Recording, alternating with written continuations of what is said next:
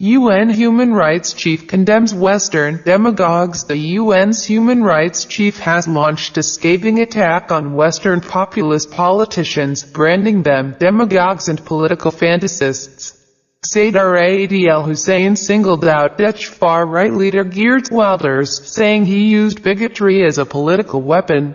He said he and others, including U.S. Republican Donald Trump and Brexit campaigner Nigel Farage, used the same tactics as so-called Islamic State. Mr. Hussein was addressing a security conference in The Hague. In an election manifesto published last month, Mr. Wilders said that if elected he would close all mosques and ban the Koran and Muslim immigrants. His Freedom Party, PVV, is leading opinion polls in the Netherlands before the 2017 election. Will Dutch follow Brexit with Nexit or stick to EU? Guide to nationalist parties challenging Europe. Mr. Wilders also addressed the U.S. Republican Party National Convention in Cleveland, Ohio, last month. Mr. Trump's campaign has been marked by hardline rhetoric on immigration and social issues. Mr. Hussein, the UN High Commissioner for Human Rights, told the inauguration of the Peace, Justice and Security Foundation that he wanted to address his statement to Geert Wilders, his acolytes, indeed to all those like him, the populists, demagogues and political fantasists.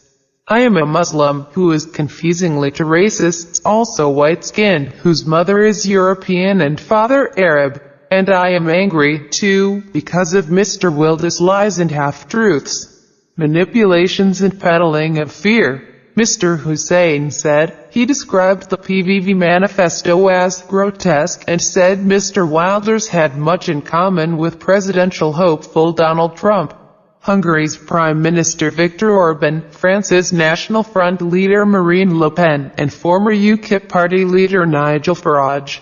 He said all had similarities to the ideology espoused by the Islamic State iodine monosulfide group. All seek in varying degrees to recover a past, halcyon and so pure in form, where sunlit fields are settled by peoples united by ethnicity or religion, a past that most certainly, in reality, did not exist anywhere, ever. He added, make no mistake, I certainly do not equate the actions of nationalist demagogues with those of Daesh iodine monosulfide, but in its mode of communication, its use of half-truths and oversimplification.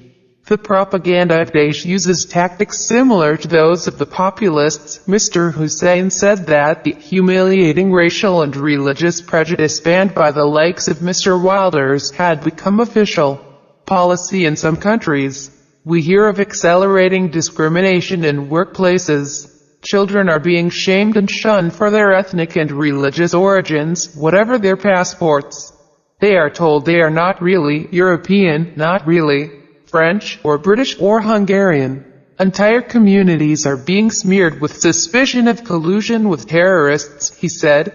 Mr. Hussein warned that an atmosphere thick with hate could quickly descend into colossal violence.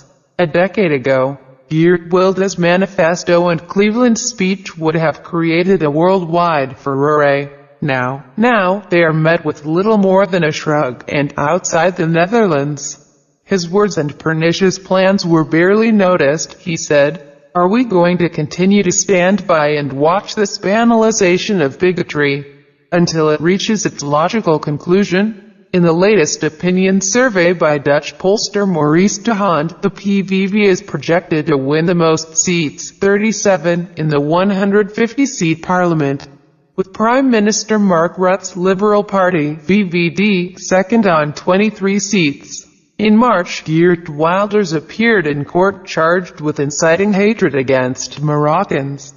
His full trial is due to start on the 31st of October.